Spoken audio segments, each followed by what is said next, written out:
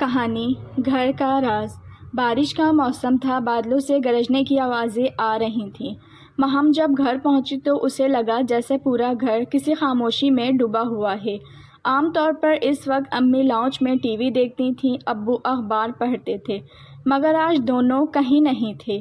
امی ابو اس نے زور سے پکارا، کوئی جواب نہیں آیا، صرف باورچی خانے کی گھڑی ٹک ٹک کر رہی تھی۔ مہم کے قدم خود بخود اوپر کی طرف بڑھے۔ زینے چڑھتے ہوئے اسے ایک کمرے سے ہلکی روشنی نظر آئی۔ ابو کا اسٹڈی دروازہ کھلا ہوا تھا۔ اس نے اندر جھانکا تو ابو ایک پرانی لکڑی کے باکس کے سامنے بیٹھے تھے۔ ان کے چہرے پر عجیب سی سنجیدگی تھی۔ ابو، یہ کیا ہے؟ مہم نے آہستہ سے پوچھا۔ ابو چونک گئے، پھر مسکرا کر بولے، یہ تمہاری دادی زہرا بیگم کی نشانی ہے، مگر ابھی میں تمہیں نہیں دکھا سکتا۔ کیوں؟ کیونکہ کچھ چیزیں وقت آنے پر ہی سمجھ آتی ہیں بیٹا۔ یہ کہہ کر انہوں نے باکس الماری پر رکھ دیا اور چلے گئے۔ رات کو مہم کے دل میں تجسس جاگا۔ جب سب سو گئے، وہ دبے پاؤں اسٹڈی میں گئی۔ الماری کھولی، وہ باکس ابھی بھی وہیں تھا۔ دل زور زور سے دھڑک رہا تھا، مگر اس نے ڈھکن کھول دیا۔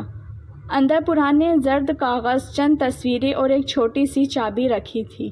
تصویر میں اس کی دادی ایک اجنبی عورت کے ساتھ کھڑی تھیں۔ ایک لفافے پر لکھا تھا، اگر یہ چابی کسی کے ہاتھ لگی تو پرانے صحن کی دیوار کے پیچھے چھپا راز کھول دینا۔ مہم حیران ہو گئی۔ اس نے چابی اٹھائی اور صحن میں گئی۔ رات کے اندھیرے میں بارش تھم چکی تھی، مگر مٹی گیلی تھی۔ اس نے ٹارچ جلا کر پرانی دیوار کے پاس مٹی کھودنا شروع کی۔ کچھ ہی دیر میں ایک چھوٹا سا لوہے کا ڈبہ برآمد ہوا۔ ہاتھ کانپ رہے تھے۔ ڈبہ کھولا۔ اندر زیورات، ایک پرانی ڈائری اور ایک نوٹ تھا۔ نوٹ پر لکھا تھا، یہ امانت اس بہو کی ہے جو خاندان کو جوڑے رکھے، جو محبت کی قدر سمجھے۔ یاد رکھنا، دولت ختم ہو جاتی ہے، مگر پیار اور بھروسہ ہمیشہ زندہ رہتے ہیں۔ مہم کے آنسو بے اختیار بہنے لگے۔ اس نے دادی کی ڈائری کھولی۔ اس میں ان کی زندگی کے اتار چڑھاؤ، قربانیاں اور یہ خواہش لکھی تھی کہ ان کے بعد بھی گھر ایک رہے، بکھرے نہیں۔ صبح جب ابو نیچے آئے تو مہم نے خاموشی سے ان کے پاس گئی، ڈبہ آگے رکھا اور کہا، ابو، دادی کا راز مل گیا ہے اور ان کا پیغام بھی۔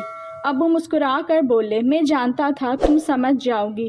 دادی چاہتی تھیں کہ تم خود اپنی آنکھوں سے دیکھو کہ خاندان کی اصل طاقت محبت ہے، نہ کہ دولت۔ مہم نے ابو کو گلے لگایا۔ بارش پھر سے شروع ہو گئی، مگر اب وہ بارش گھر کے باہر نہیں، مہم کے دل میں برس رہی تھی۔